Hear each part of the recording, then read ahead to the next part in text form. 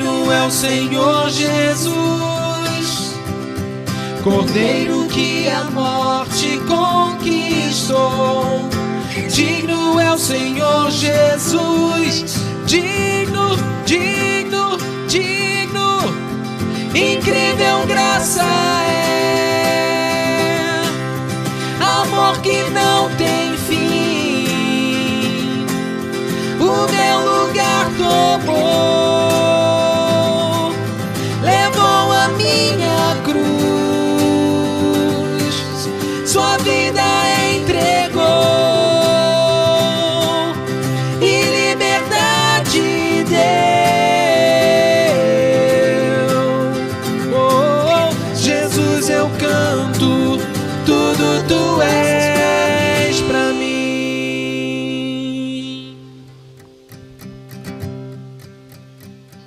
O engano do teu coração. Jonathan Edwards, 1703-1758. Sonda-me, ó Deus, e conhece o meu coração. Prova-me e conhece os meus pensamentos. Vê se há em mim algum caminho mau e guia-me pelo caminho eterno. Salmo 139, 23 e 24. O Salmo 139 é uma meditação sobre a onisciência de Deus. Deus vê e sabe perfeitamente todas as coisas. O salmista apresenta esse perfeito conhecimento afirmando que Deus conhece todas as nossas ações, sabe quando me assento e quando me levanto. Todos os nossos pensamentos, de longe penetras os meus pensamentos. Todas as nossas palavras, ainda a palavra não me chegou à língua e tu, Senhor, já a conheces toda. Depois, ele ilustra a impossibilidade de fugir da presença divina. Para onde me ausentarei do teu espírito? Para onde fugirei da tua face? Se subo aos céus, lá estás. Se faço a minha cama no mais profundo abismo, lá estás também. Se tomo as asas da alvorada e me detei nos confins dos mares, ainda lá me haverá de guiar a tua mão, e a tua destra me susterá.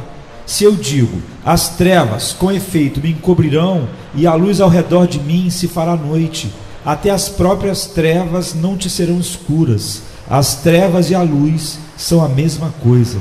Versos 7 a 12. Em seguida, ele fala do conhecimento que Deus tinha dele até mesmo antes do seu nascimento. Pois tu formaste o meu interior, tu me teceste no seio da minha mãe.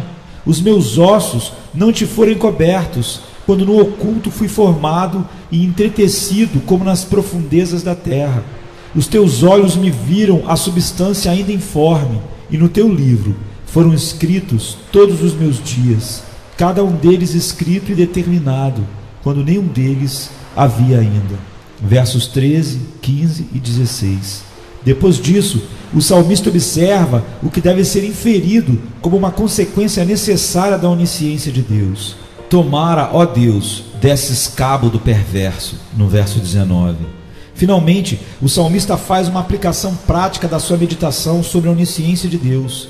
Ele implora para que Deus o sonde e o examine e veja se há nele algum caminho mau e que o guie pelo caminho eterno.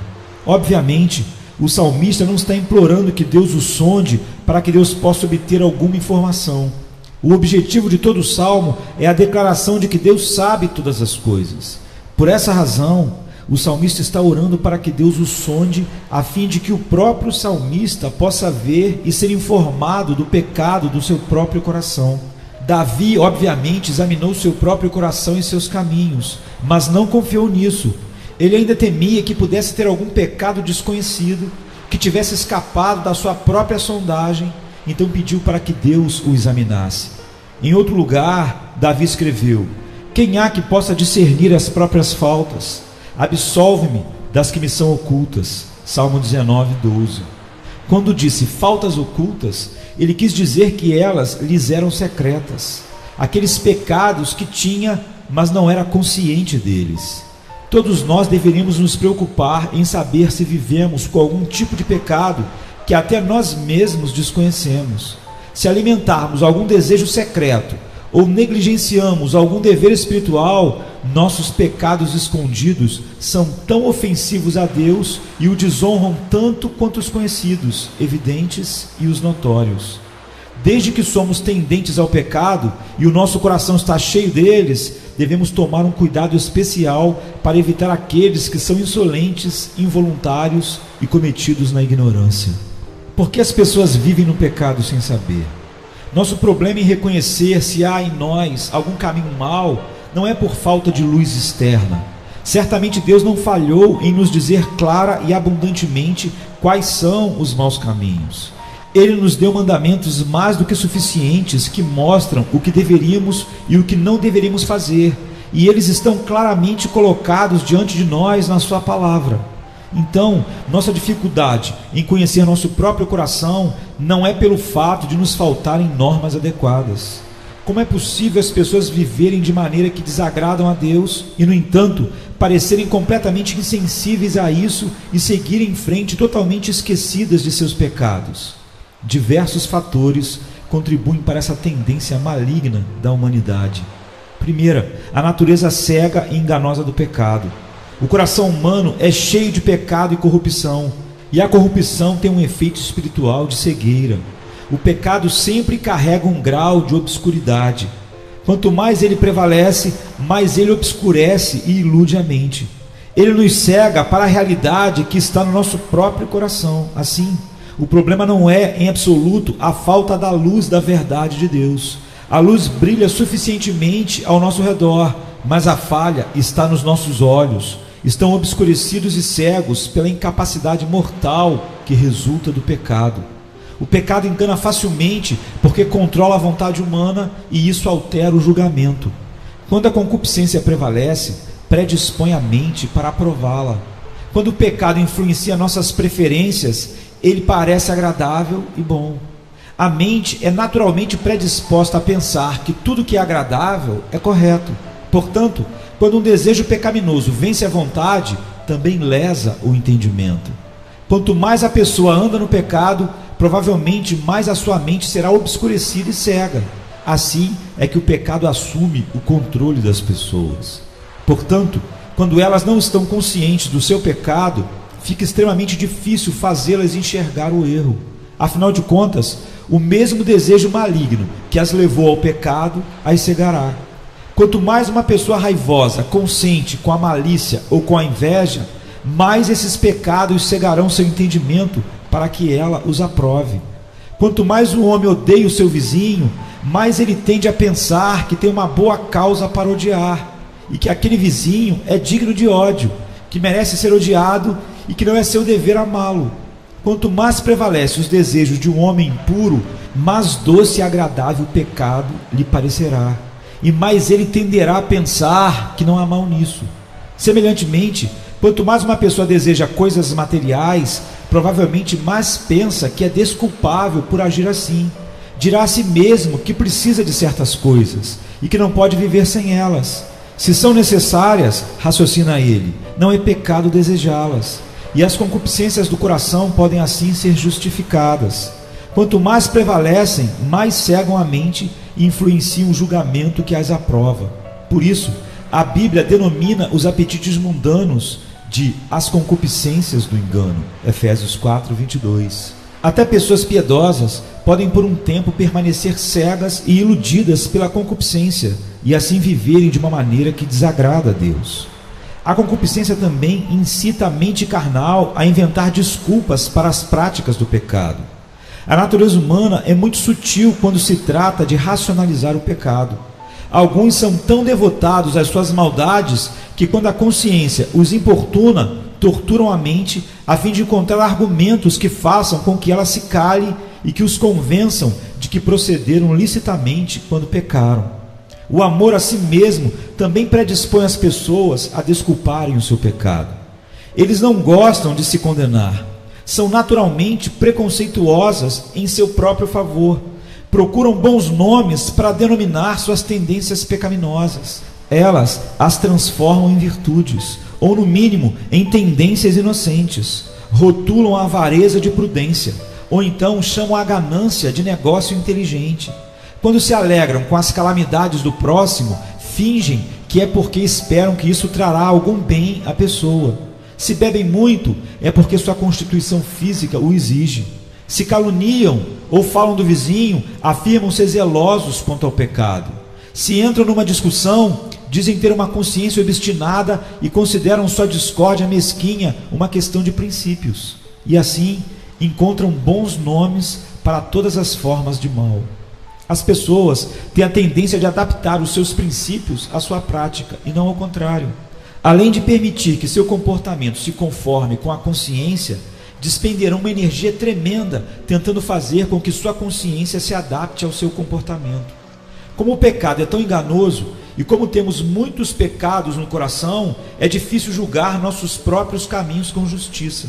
Por causa disso, deveríamos fazer um autoexame diligente e nos preocupar em descobrir se há em nós algum caminho mau.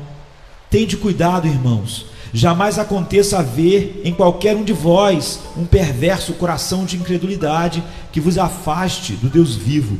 Pelo contrário, exortai-vos mutuamente cada dia, durante o tempo que se chama hoje, a fim de que nenhum de vós seja endurecido pelo engano do pecado. É o que está em Hebreus 3, 12 e 13. As pessoas veem mais facilmente os erros dos outros do que os seus. Quando veem os outros errarem, imediatamente os condenam, até mesmo enquanto se desculpam pelos mesmos pecados, como está em Romanos 2:1. Todos vemos um argueiro nos olhos do outro e não a trave nos nossos olhos. Todo o caminho do homem é reto aos seus próprios olhos, diz Provérbios 21:2. Enganoso é o coração mais do que todas as coisas, e desesperadamente corrupto. Quem o conhecerá? Diz Jeremias 17:9. Não podemos confiar em nosso coração nesta questão. Em vez disso, devemos nos vigiar, interrogar nosso coração cuidadosamente e pedir a Deus que nos sonde completamente.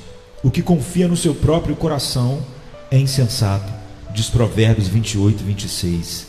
Em segundo lugar, há a sutileza de Satanás. O demônio trabalha corpo a corpo com as nossas paixões enganosas. Ele labuta para tornar-nos cegos às nossas faltas.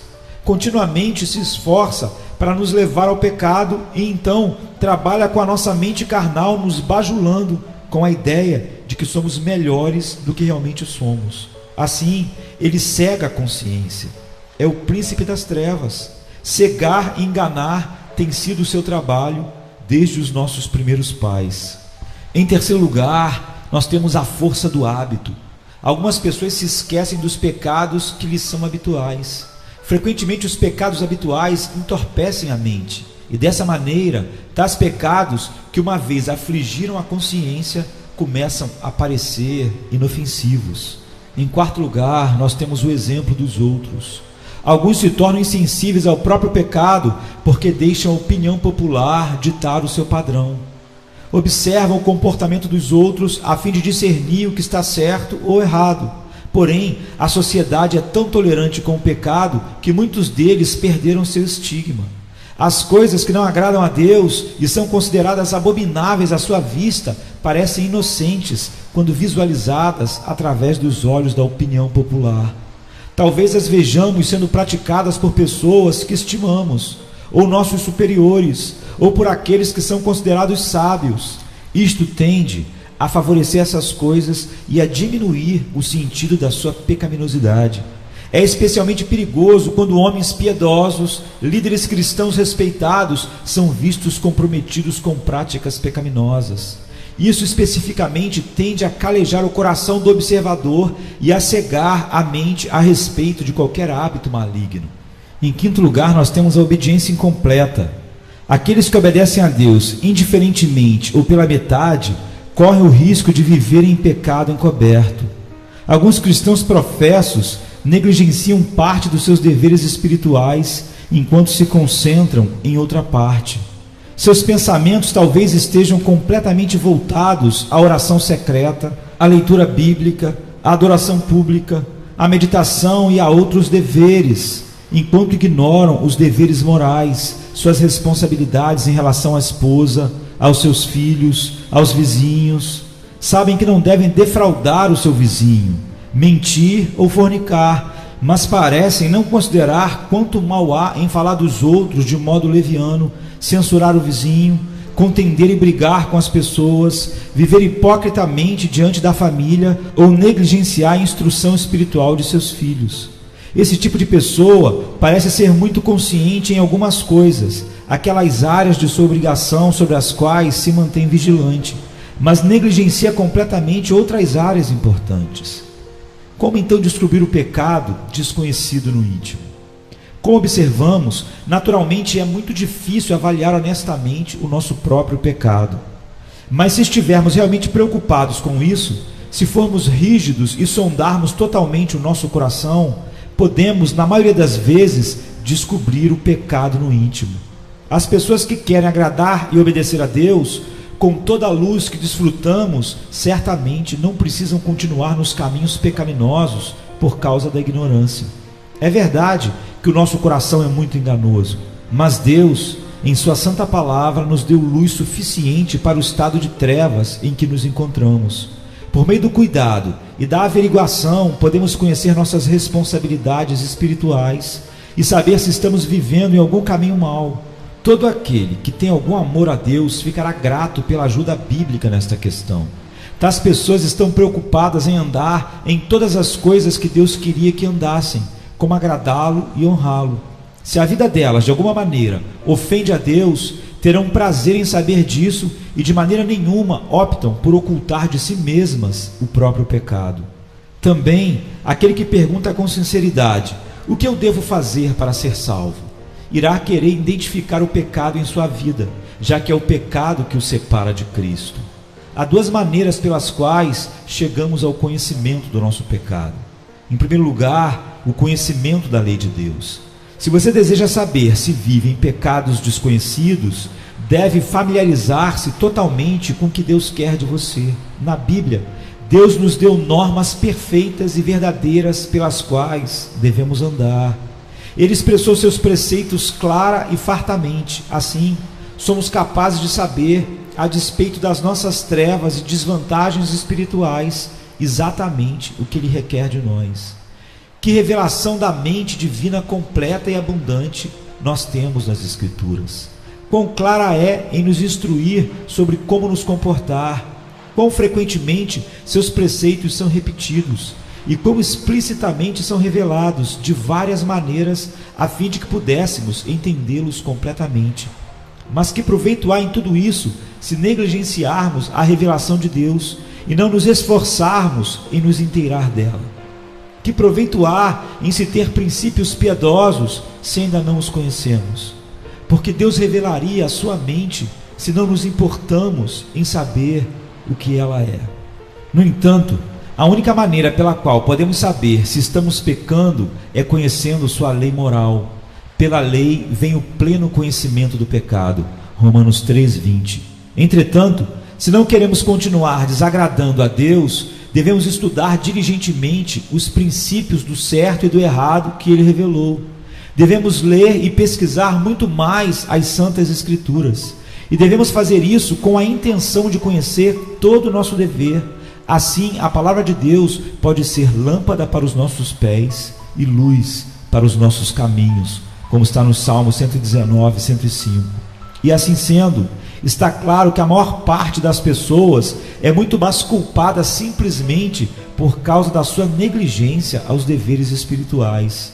Antes de tudo, são culpáveis porque desprezam a palavra de Deus e outras fontes que poderiam informá-las. Agem como se o estudo fosse somente um trabalho dos pastores. Tal ignorância é frequentemente uma negligência proposital e deliberada. Se não são conscientes do que Deus quer delas, é sua própria falta. Elas têm oportunidade suficiente para saber e poderiam saber se o quisessem. Além disso, se esforçam para ter outros tipos de conhecimento. São bem treinadas em qualquer interesse mundano que lhes agradam.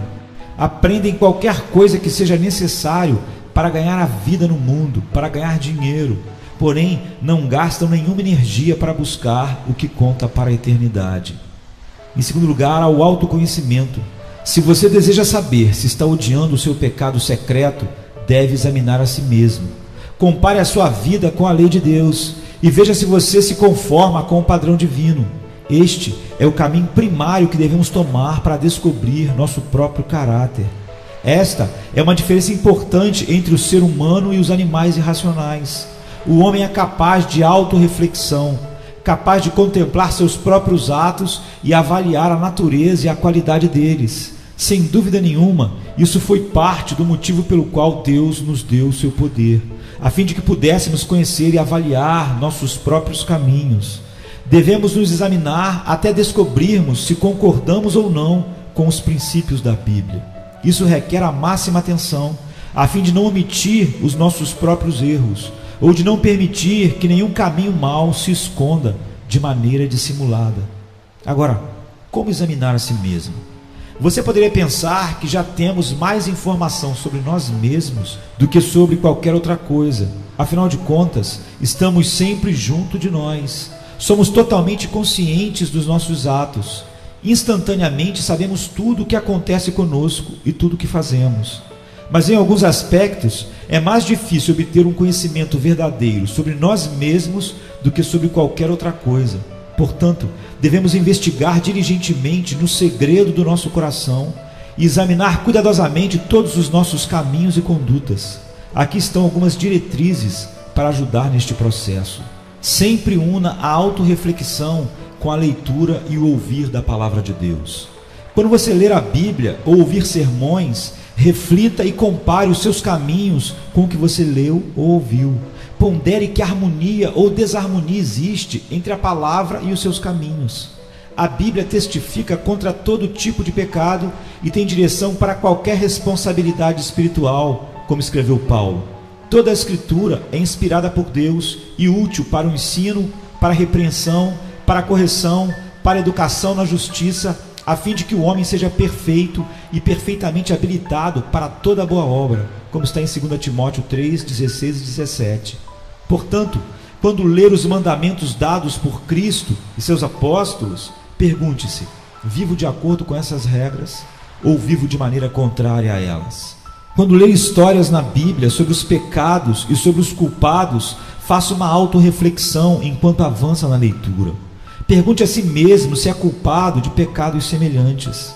Quando ler como Deus reprovou o pecado de outros e executou julgamento por seus pecados, questione se você merece punição semelhante. Quando ler os exemplos de Cristo e dos santos, questione se você vive de maneira contrária aos exemplos.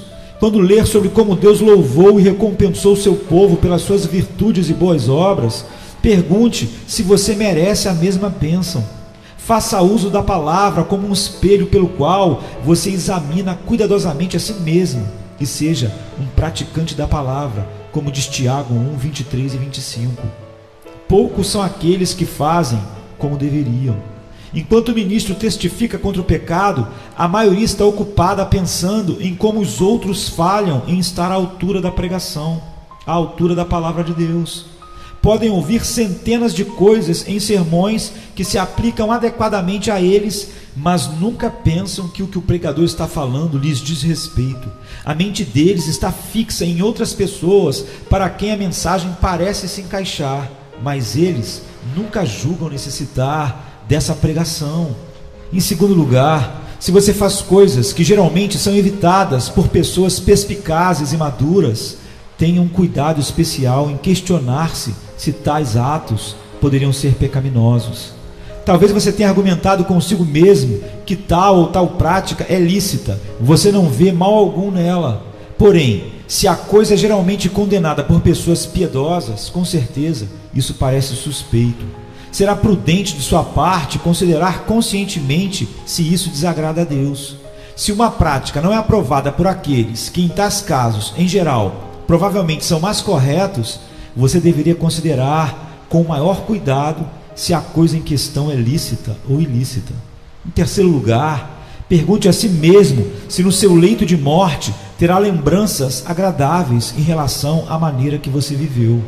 Pessoas saudáveis frequentemente aceitam o que não se aventurariam a fazer se pensassem que logo estariam perante o Senhor. Pensam na morte como algo distante e assim acham muito mais fácil tranquilizar a consciência sobre o que estão fazendo no presente. Porém, se pensassem que poderiam morrer logo, não achariam tão confortável contemplar o Senhor com tais atos. A consciência não é facilmente cegada e silenciada quando o fim da vida parece iminente. Solenemente pergunte a si mesmo e veja se está fazendo algo agora que pode trazer problemas quando você estiver no leito de morte. Pense nos seus caminhos e examine-se a si mesmo com a expectativa sensata de logo partir deste mundo para a eternidade. Pense com sinceridade para julgar imparcialmente as coisas com as quais você terá prazer no seu leito de morte, bem como as que você vai desaprovar e desejar abandonar se estiver morrendo. Em quarto lugar, considere o que os outros podem dizer sobre você. Embora as pessoas estejam cegas quanto às suas próprias faltas, facilmente descobrem os erros dos outros e consideram-se aptas o suficiente para falar deles. Algumas vezes, as pessoas vivem de maneiras que absolutamente não são adequadas, porém, estão cegas para si mesmas. Não veem seus próprios fracassos, embora os erros dos outros lhes sejam perfeitamente claros e evidentes. Elas mesmas não veem suas falhas, quanto às dos outros, não podem fechar os olhos ou evitar ver em que falharam. Alguns, por exemplo, são inconscientemente muito orgulhosos, mas o problema parece notório aos outros. Alguns são muito mundanos, ainda que não sejam conscientes disso. Alguns são maliciosos e invejosos. Os outros veem isso, e para eles, lhes parecem verdadeiramente dignos de ódio. Porém, aqueles que têm esses problemas não refletem sobre eles. Não há verdade no seu coração e nem nos seus olhos em tais casos. Assim devemos ouvir o que os outros dizem de nós, observar sobre o que eles nos acusam, atentar para que erro encontram em nós e com diligência verificar se há algum fundamento nisso. Se outros nos acusam de orgulhosos, mundanos, maus ou maliciosos, ou nos acusam de qualquer outra condição ou prática maldosa, deveríamos honestamente nos questionar se isso é verdade. A acusação pode nos parecer completamente infundada e podemos pensar que os motivos ou o espírito do acusador está errado. Porém, a pessoa perspicaz verá isso como uma ocasião para um autoexame. Deveríamos especialmente ouvir o que os nossos amigos dizem para nós e sobre nós. É imprudente, bem como não cristão, tomar isso como ofensa e se ressentir quando os outros apontam nossas falhas. Leais são as feridas feitas pelo que ama, porém os beijos de quem odeia são enganosos, diz Provérbios 27:6. Deveríamos nos alegrar que nossas máculas foram identificadas, mas também deveríamos atentar para as coisas sobre as quais os nossos inimigos nos acusam. Se eles nos difamam e nos insultam descaradamente, até mesmo com uma atitude incorreta, deveríamos considerar isso como um motivo para uma reflexão no íntimo e nos perguntar se há alguma verdade no que está sendo dito. Mesmo se o que for dito é revelado de modo reprovável e injurioso, ainda pode ser que haja alguma verdade nisso. Quando as pessoas criticam outras, mesmo se seus motivos forem errados, provavelmente têm como alvo verdadeiros erros. Na verdade, nossos inimigos provavelmente nos atacam onde somos mais fracos e mais defeituosos, e onde demos mais abertura para a crítica. Tendem a nos atacar onde menos podemos nos defender. Aqueles que nos insultam, embora o façam com espírito e modos não cristãos, geralmente identificarão as genuínas áreas onde mais podemos ser achados culpados. Assim, quando ouvirmos outros falando de nós nas nossas costas, não importa o espírito de crítica, a resposta certa é a autorreflexão e uma avaliação quanto à verdade da culpa em relação aos erros de que nos acusam. Com certeza, essa resposta é mais piedosa do que ficar furioso, revidar ou desprezá-los por terem falado maldosamente. Desse modo, talvez, tiremos o bem do mal. E esta é a maneira mais certa de derrotar o plano de nossos inimigos, que nos injuriam e caluniam. Eles fazem isso com a motivação errada, querendo nos injuriar, mas desta maneira converteremos isso em nosso próprio favor. Em quinto lugar, quando vir os erros dos outros, verifique se você tem as mesmas deficiências. Muitos estão prontos para falar dos erros dos outros, apesar de terem as mesmas falhas. Nada é mais comum para os orgulhosos do que acusar o orgulho de alguém. Semelhantemente, é comum para o desonesto reclamar de ter sido enganado por outra pessoa. As características ruins e os maus hábitos dos outros parecem muito mais odiosos nos outros do que em nós mesmos. Facilmente podemos ver quão desprezíveis é este ou aquele pecado em outra pessoa. Vemos muito prontamente nos outros como o orgulho é detestável, ou quão má a malícia pode ser, ou quão pernicioso é o erro dos outros. Mas embora vejamos facilmente muitas imperfeições nos outros, quando olhamos para nós mesmos, essas coisas ficam obscurecidas por um espelho de ilusão. Entretanto, quando você vê o erro dos outros, quando percebe quão impróprios são os atos de alguém, que atitudes rudes eles mostram, ou quão inadequado seu comportamento é, quando ouve outros falarem sobre isso, ou quando vê erros no tratamento deles em relação a você, reflita. Avalie se não há algum erro semelhante na sua conduta ou atitude. Perceba que essas coisas são tão inconvenientes e ofensivas em você como são nos outros. O orgulho, o espírito arrogante e os maneirismos são tão odiosos em você como são no seu vizinho. Seu espírito malicioso e vingativo em relação ao seu vizinho é tão desprezível quanto o dele em relação a você. É exatamente tão pecaminoso o seu erro ou o dolo do seu vizinho quanto isso é para ele em relação a você. É tão indelicado e destrutivo você falar dos outros pelas costas quanto os outros fazerem o mesmo em relação a você. E em sexto lugar, avalie como os outros são cegos em relação aos próprios pecados e pergunte a si mesmo se você sofre do mesmo tipo de cegueira. Você sabe que as pessoas são cegas pelas próprias paixões. Os mesmos apetites e paixões carnais da mente já o cegaram? Veja como os outros estão cegos pelo mundanismo. Questione se sua ligação com este mundo pode estar lhe cegando de tal forma que o leve a justificar coisas na sua vida que não estão certas. Você é tão propenso à cegueira por causa dos desejos pecaminosos quanto os outros. Você tem o mesmo coração enganoso e desesperadamente corrupto. Como na água o rosto corresponde ao rosto, assim o coração do homem ao homem, diz Provérbios 27:19. Sonde sua consciência buscando os pecados secretos. Examine os segredos do seu coração. Você negligencia algum dever que somente você e Deus conhecem? Você aceita alguma prática secreta que ofende os olhos de Deus, que tudo vê? Examine-se a si mesmo em relação às responsabilidades básicas. Leitura da Bíblia, meditação, oração secreta. Você cumpre totalmente todos esses deveres? Se sim, você os cumpre de uma maneira irregular ou desatenta? Como é o seu comportamento quando está escondido dos olhos do mundo? Quando você não tem limites além da sua própria consciência? O que ela lhe diz? Mencionarei duas questões em particular. Primeiro, pergunte a si mesmo se negligencia a leitura bíblica.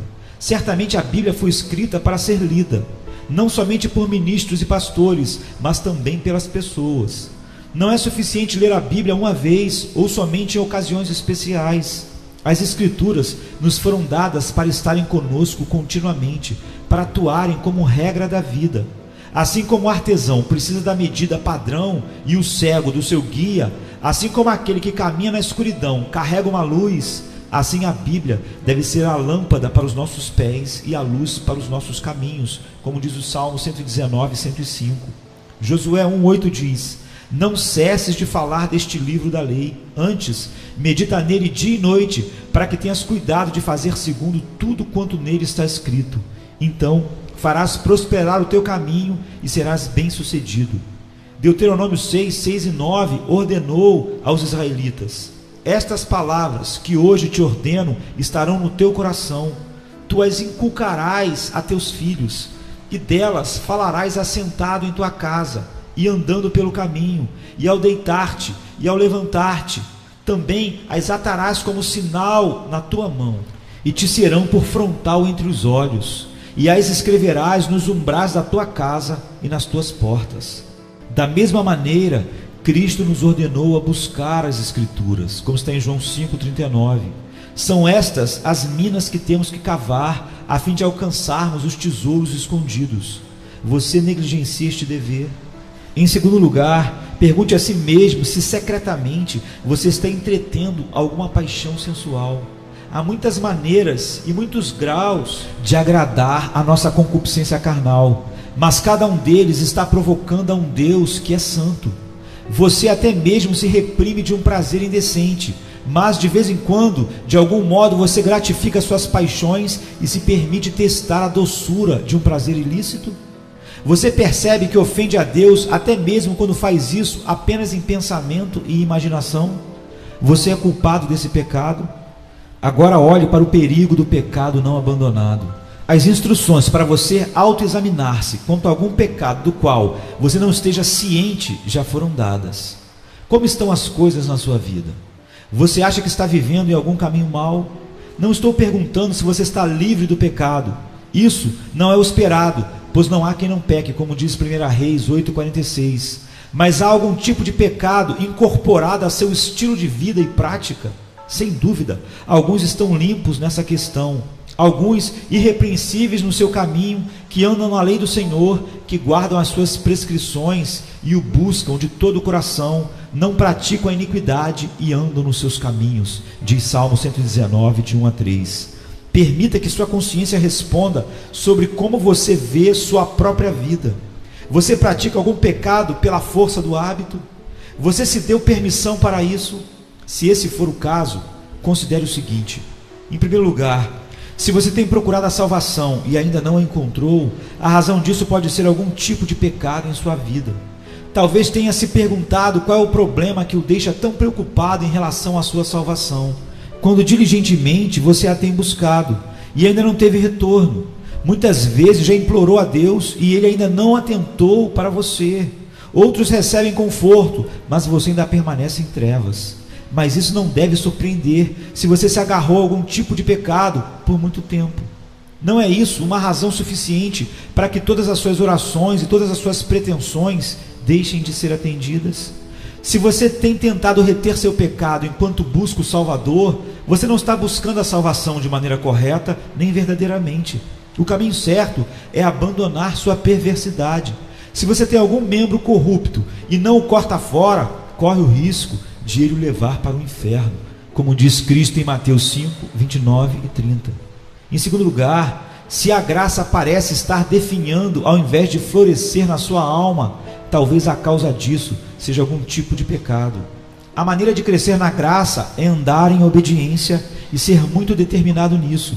A graça vai florescer no coração de todo aquele que vive dessa maneira.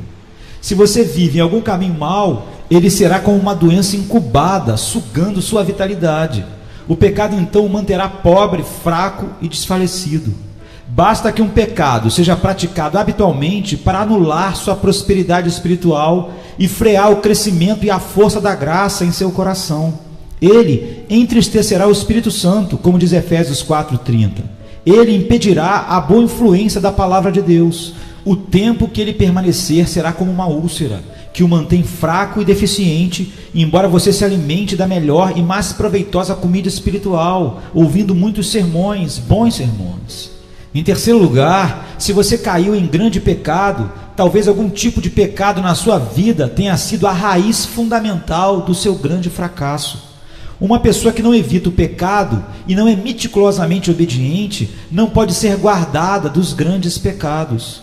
O pecado em que vive será sempre uma abertura, uma porta aberta pela qual Satanás encontrará a entrada. É como uma brecha na fortaleza por onde o inimigo pode entrar e encontrar seu caminho. Se você caiu num pecado terrível, talvez seja essa a razão. Ou se você permite algum tipo de pecado como um escape para a sua corrupção, ele será como uma brecha numa represa, que se abandonada, se abrirá sempre mais e mais, até que não seja mais possível contê-la. Em quarto lugar, se você vive em trevas espirituais, sem sentir a presença de Deus, a razão disso pode ser algum tipo de pecado. Se você lamenta não ter um pouco da doce comunhão com o Senhor, se sente que Deus o desertou, se Deus parece ter lhe escondido sua face e raramente lhe mostra evidências da sua glória e graça, ou se parece que você foi deixado tateando e vagueando no deserto, essa pode ser a razão. Talvez você clame a Deus frequentemente, Talvez você passe noites em claro e dias tristes. Se está vivendo dessa maneira, é muito provável que essa seja a causa, a raiz dos seus desenganos, o seu Acã, o causador de problemas que ofende a Deus e traz tantas nuvens de trevas sobre sua alma. Você está entristecendo o Espírito Santo e por isso você não recebe o seu conforto. Cristo prometeu que se revelaria aos seus discípulos, mas com a condição de que eles guardassem os seus mandamentos. Aquele que tem os meus mandamentos e os guarda, esse é o que me ama. E aquele que me ama será amado por meu Pai, e eu também o amarei e me manifestarei a ele. João 14, 21.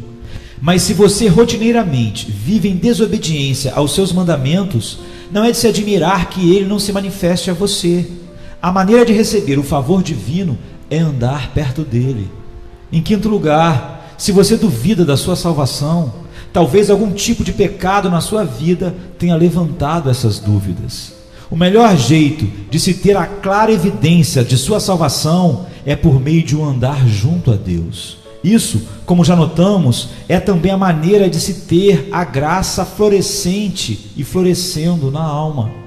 E quanto mais graça vigorosa de Deus em nós, mais provável é que seja vista.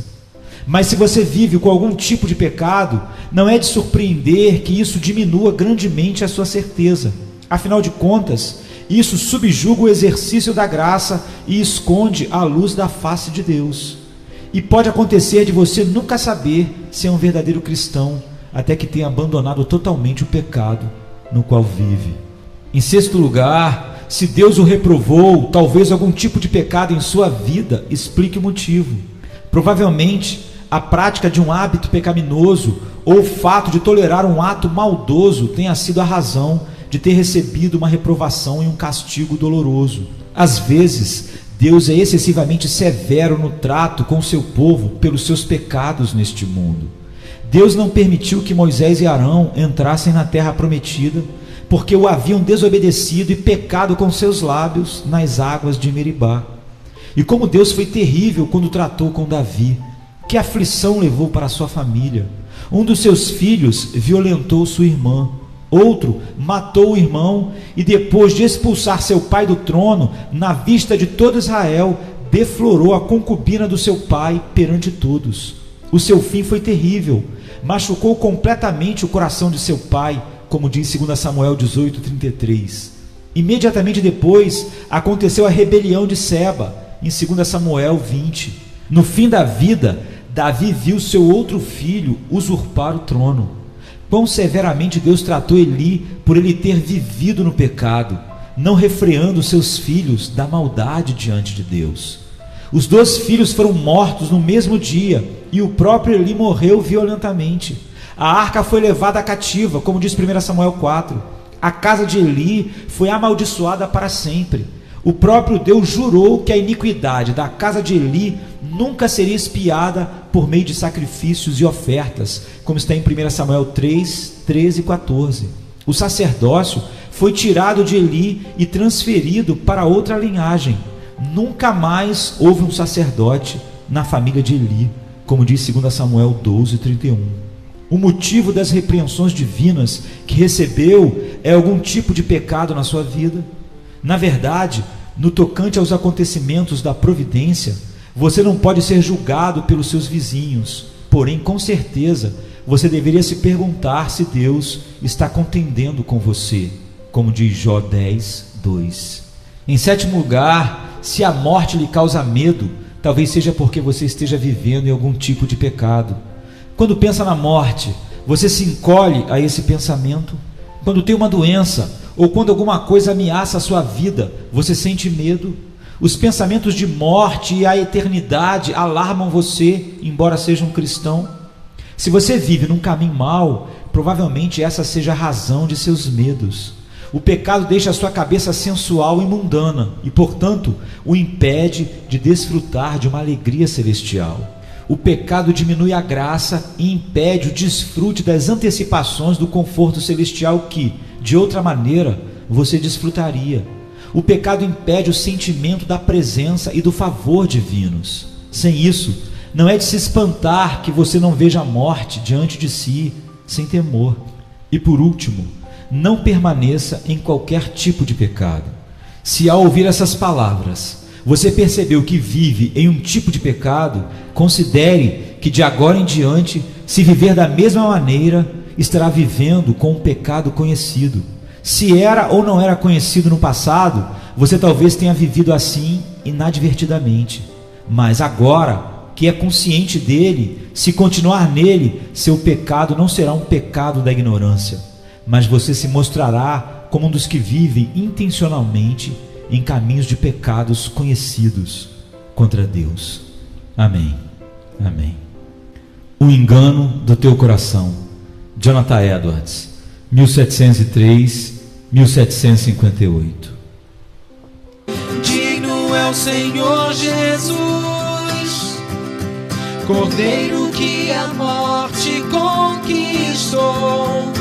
Digno é o Senhor Jesus, digno, digno, digno, incrível graça é, amor que não tem fim, o meu lugar tomou,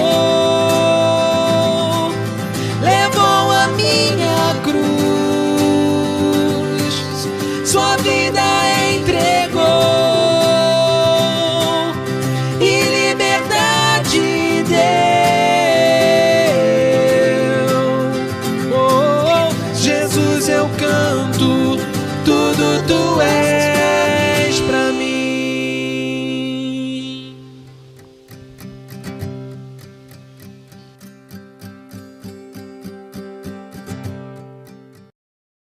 Secretas, aqueles pecados que tinha, mas não era consciente deles. Todos nós deveríamos nos preocupar em saber se vivemos com algum tipo de pecado que até nós mesmos desconhecemos. Se alimentarmos algum desejo secreto ou negligenciamos algum dever espiritual, nossos pecados escondidos são tão ofensivos a Deus e o desonram tanto quanto os conhecidos, evidentes e os notórios. Desde que somos tendentes ao pecado e o nosso coração está cheio deles, devemos tomar um cuidado especial para evitar aqueles que são insolentes, involuntários e cometidos na ignorância. Por que as pessoas vivem no pecado sem saber? Nosso problema em reconhecer se há em nós algum caminho mau não é por falta de luz externa. Certamente Deus não falhou em nos dizer clara e abundantemente quais são os maus caminhos. Ele nos deu mandamentos mais do que suficientes que mostram o que deveríamos e o que não deveríamos fazer, e eles estão claramente colocados diante de nós na sua palavra. Então, nossa dificuldade em conhecer nosso próprio coração não é pelo fato de nos faltarem normas adequadas. Como é possível as pessoas viverem de maneira que desagradam a Deus e, no entanto, parecerem completamente insensíveis a isso e seguirem em frente totalmente esquecidas de seus pecados? Diversos fatores contribuem para essa tendência maligna da humanidade. Primeira, a natureza cega e enganosa do pecado. O coração humano é cheio de pecado e corrupção, e a corrupção tem um efeito espiritual de cegueira. O pecado sempre carrega um grau de obscuridade. Quanto mais ele prevalece, mais ele obscurece e ilude a mente. Ele nos cega para a realidade que está no nosso próprio coração. Assim, o problema não é, em absoluto, a falta da luz da verdade de Deus. A luz brilha suficientemente ao nosso redor, mas a falha está nos nossos olhos. Estão obscurecidos e cegos pela incapacidade mortal que resulta do pecado. O pecado engana facilmente porque controla a vontade humana e isso altera o julgamento. Quando a concupiscência prevalece, predispõe a mente para aprová-la. Quando o pecado influencia nossas preferências, ele parece agradável e bom. A mente é naturalmente predisposta a pensar que tudo que é agradável é correto. Portanto, quando um desejo pecaminoso vence a vontade, também lesa o entendimento. Quanto mais a pessoa anda no pecado, provavelmente mais a sua mente será obscurecida e cega. Assim é que o pecado assume o controle das pessoas. Portanto, quando elas não estão conscientes do seu pecado, fica extremamente difícil fazê-las enxergar o erro. Afinal de contas, o mesmo desejo maligno que as levou ao pecado as cegará. Quanto mais uma pessoa raivosa consente com a malícia ou com a inveja, mais esses pecados cegarão seu entendimento para que ela os aprove. Quanto mais o homem odeia o seu vizinho, mais ele tende a pensar que tem uma boa causa para odiar, e que aquele vizinho é digno de ódio, que merece ser odiado e que não é seu dever amá-lo. Quanto mais prevalece os desejos de um homem impuro, mais doce e agradável o pecado lhe parecerá, e mais ele tenderá a pensar que não há mal nisso.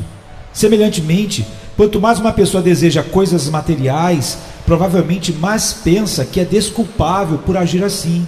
Dirá a si mesmo que precisa de certas coisas e que não pode viver sem elas. Se são necessárias, raciocina ele, não é pecado desejá-las. E as concupiscências do coração podem assim ser justificadas. Quanto mais prevalecem, mais cegam a mente e influenciam o julgamento que as aprova. Por isso, a Bíblia denomina os apetites mundanos de as concupiscências do engano. Efésios 4:22. Até pessoas piedosas podem por um tempo permanecer cegas e iludidas pela concupiscência e assim viverem de uma maneira que desagrada a Deus. A concupiscência também incita a mente carnal a inventar desculpas para as práticas do pecado. A natureza humana é muito sutil quando se trata de racionalizar o pecado. Alguns são tão devotados às suas maldades e a diminuir o sentido da sua pecaminosidade. É especialmente perigoso quando homens piedosos, líderes cristãos respeitados, são vistos comprometidos com práticas pecaminosas. Isso especificamente tende a calejar o coração do observador e a cegar a mente a respeito de qualquer hábito maligno. Em quinto lugar, nós temos a obediência incompleta. Aqueles que obedecem a Deus indiferentemente ou pela metade correm o risco de viver em pecado encoberto. Alguns cristãos professos negligenciam parte dos seus deveres espirituais enquanto se concentram em outra parte.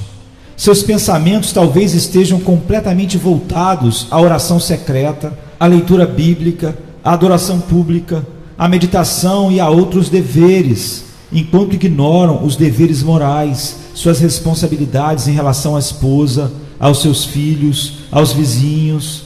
Sabem que não devem defraudar o seu vizinho, mentir ou fornicar, mas parecem não considerar quanto mal há em falar dos outros de modo leviano, censurar o vizinho, contender e brigar com as pessoas, viver hipocritamente diante da família ou negligenciar a instrução espiritual de seus filhos.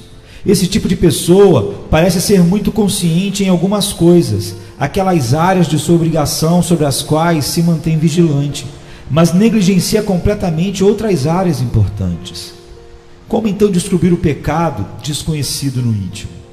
Como observamos, naturalmente é muito difícil avaliar honestamente o nosso próprio pecado. Mas se estivermos realmente preocupados com isso, se formos rígidos e sondarmos totalmente o nosso coração, podemos, na maioria das vezes, descobrir o pecado no íntimo.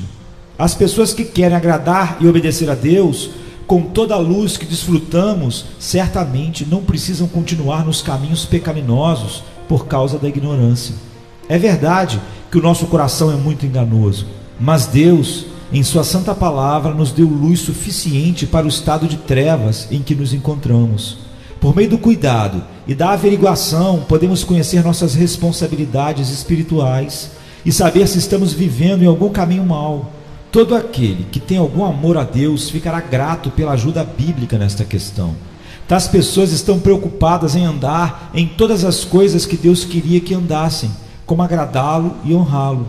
Se a vida delas, de alguma maneira, ofende a Deus, terão prazer em saber disso e de maneira nenhuma optam por ocultar de si mesmas o próprio pecado.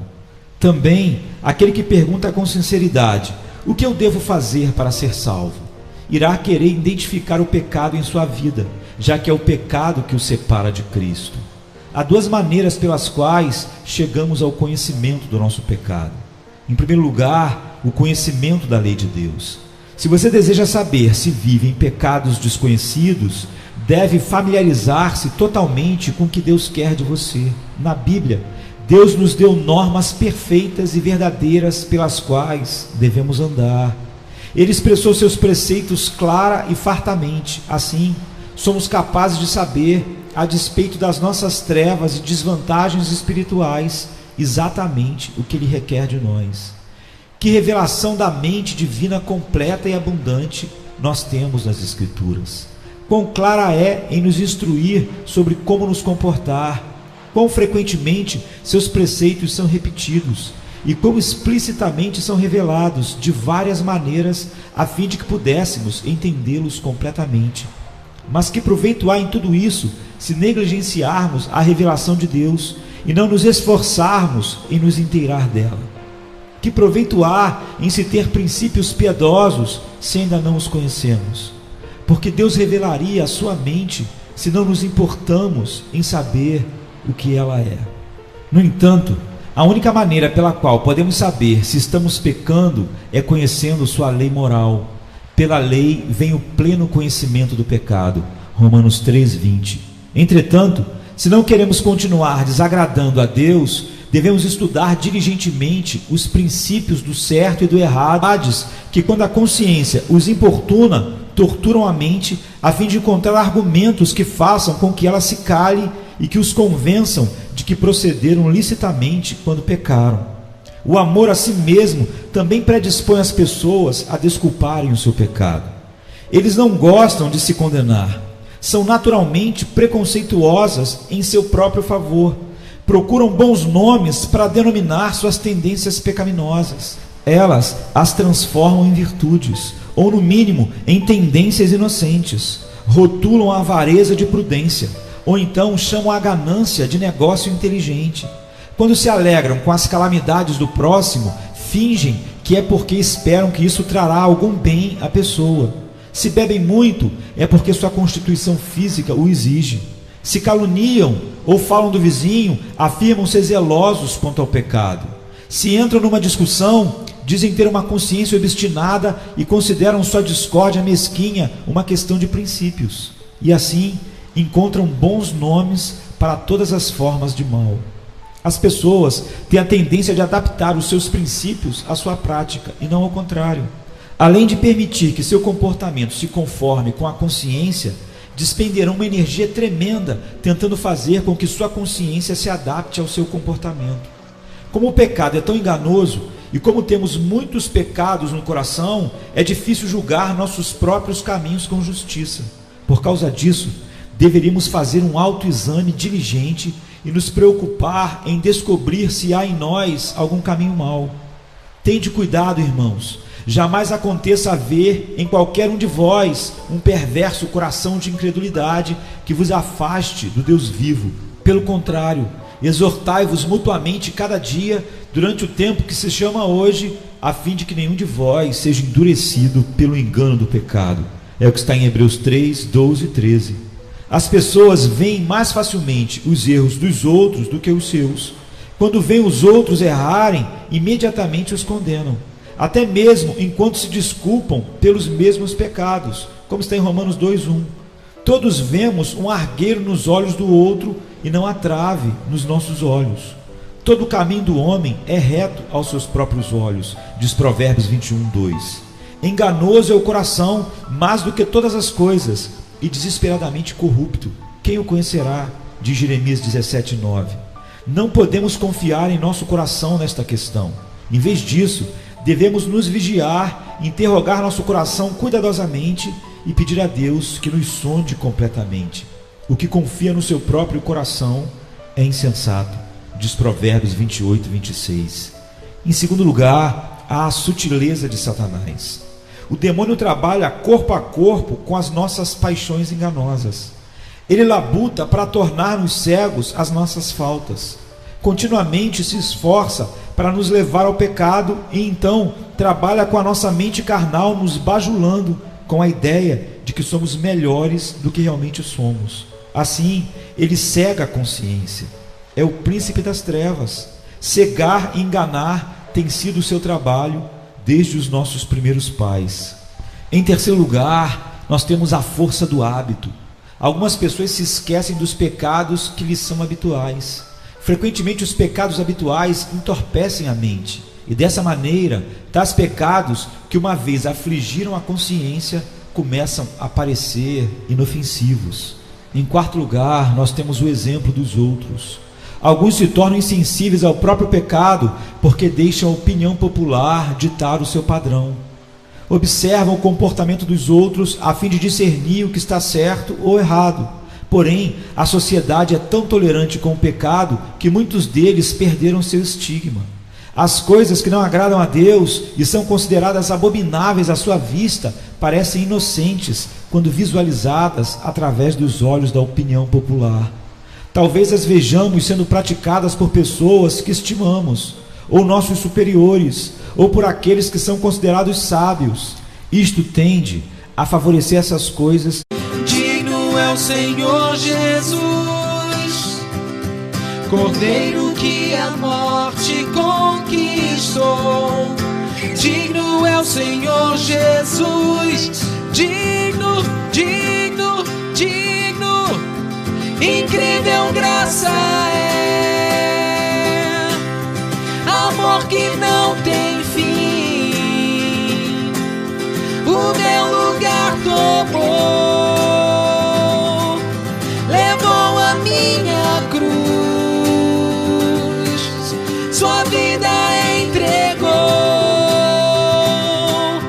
e liberdade deu. Oh, Jesus, eu canto, tudo tu és pra mim.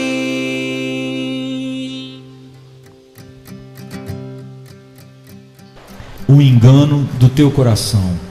Jonathan Edwards, 1703-1758. Sonda-me, ó Deus, e conhece o meu coração. Prova-me e conhece os meus pensamentos. Vê se há em mim algum caminho mau e guia-me pelo caminho eterno. Salmo 139, 23 e 24.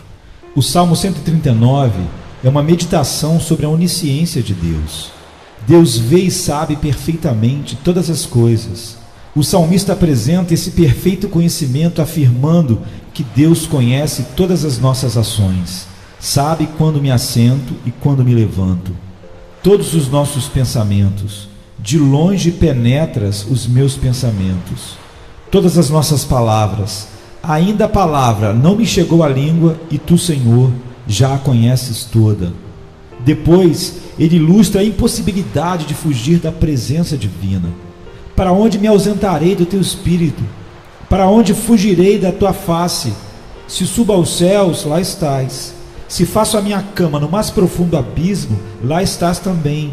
Se tomo as asas da alvorada e me detei nos confins dos mares, ainda lá me haverá de guiar a tua mão, e a tua destra me susterá.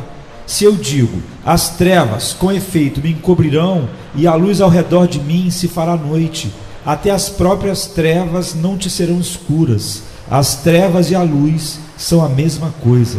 Versos 7 a 12. Em seguida, ele fala do conhecimento que Deus tinha dele até mesmo antes do seu nascimento. Pois tu formaste o meu interior, tu me teceste no seio da minha mãe.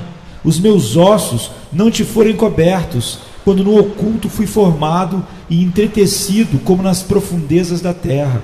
Os teus olhos me viram a substância ainda informe, e no teu livro foram escritos todos os meus dias, cada um deles escrito e determinado, quando nenhum deles havia ainda.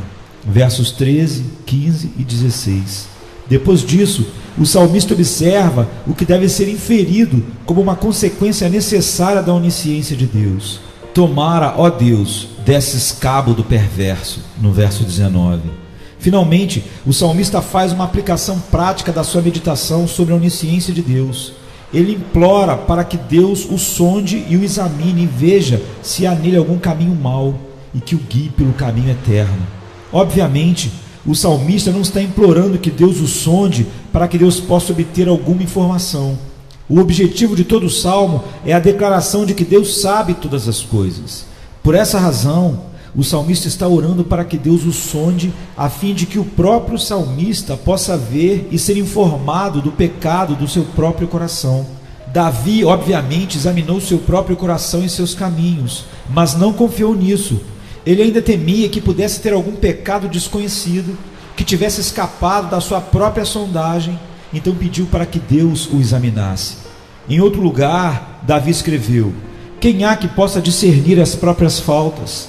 Absolve-me das que me são ocultas. Salmo 19, 12. Quando disse faltas ocultas, ele quis dizer que elas lhes eram o que ele revelou. Devemos ler e pesquisar muito mais as Santas Escrituras. E devemos fazer isso com a intenção de conhecer todo o nosso dever. Assim, a palavra de Deus pode ser lâmpada para os nossos pés e luz para os nossos caminhos, como está no Salmo 119, 105. E assim sendo, está claro que a maior parte das pessoas é muito mais culpada simplesmente por causa da sua negligência aos deveres espirituais. Antes de tudo, são culpáveis porque desprezam a palavra de Deus e outras fontes que poderiam informá-las. Agem como se o estudo fosse somente um trabalho dos pastores. Tal ignorância é frequentemente uma negligência proposital e deliberada. Se não são conscientes do que Deus quer delas, é sua própria falta.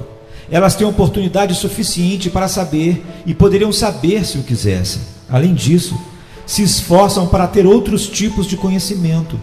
São bem treinadas em qualquer interesse mundano que lhes agradam. Aprendem qualquer coisa que seja necessário para ganhar a vida no mundo, para ganhar dinheiro. Porém, não gastam nenhuma energia para buscar o que conta para a eternidade. Em segundo lugar, há o autoconhecimento. Se você deseja saber se está odiando o seu pecado secreto, deve examinar a si mesmo. Compare a sua vida com a lei de Deus e veja se você se conforma com o padrão divino. Este é o caminho primário que devemos tomar para descobrir nosso próprio caráter. Esta é uma diferença importante entre o ser humano e os animais irracionais. O homem é capaz de autorreflexão, capaz de contemplar seus próprios atos e avaliar a natureza e a qualidade deles. Sem dúvida nenhuma, isso foi parte do motivo pelo qual Deus nos deu o seu poder, a fim de que pudéssemos conhecer e avaliar nossos próprios caminhos. Devemos nos examinar até descobrirmos se concordamos ou não com os princípios da Bíblia. Isso requer a máxima atenção, a fim de não omitir os nossos próprios erros, ou de não permitir que nenhum caminho mau se esconda de maneira dissimulada. Agora, como examinar a si mesmo? Você poderia pensar que já temos mais informação sobre nós mesmos do que sobre qualquer outra coisa. Afinal de contas, estamos sempre junto de nós. Somos totalmente conscientes dos nossos atos. Instantaneamente sabemos tudo o que acontece conosco e tudo o que fazemos. Mas em alguns aspectos é mais difícil obter um conhecimento verdadeiro sobre nós mesmos do que sobre qualquer outra coisa. Portanto, devemos investigar diligentemente no segredo do nosso coração e examinar cuidadosamente todos os nossos caminhos e condutas. Aqui estão algumas diretrizes para ajudar neste processo. Sempre una a autorreflexão com a leitura e o ouvir da palavra de Deus. Quando você ler a Bíblia ou ouvir sermões, reflita e compare os seus caminhos com o que você leu ou ouviu. Pondere que harmonia ou desarmonia existe entre a palavra e os seus caminhos. A Bíblia testifica contra todo tipo de pecado e tem direção para qualquer responsabilidade espiritual, como escreveu Paulo. Toda a Escritura é inspirada por Deus e útil para o ensino, para a repreensão, para a correção, para a educação na justiça, a fim de que o homem seja perfeito e perfeitamente habilitado para toda boa obra, como está em 2 Timóteo 3, 16 e 17. Portanto, quando ler os mandamentos dados por Cristo e seus apóstolos, pergunte-se: vivo de acordo com essas regras ou vivo de maneira contrária a elas? Quando ler histórias na Bíblia sobre os pecados e sobre os culpados, faça uma autorreflexão enquanto avança na leitura. Pergunte a si mesmo se é culpado de pecados semelhantes. Quando ler como Deus reprovou o pecado de outros e executou julgamento por seus pecados, questione se você merece punição semelhante. Quando ler os exemplos de Cristo e dos santos, questione se você vive de maneira contrária aos exemplos. Quando ler sobre como Deus louvou e recompensou o seu povo pelas suas virtudes e boas obras, pergunte se você merece a mesma bênção. Faça uso da palavra como um espelho pelo qual você examina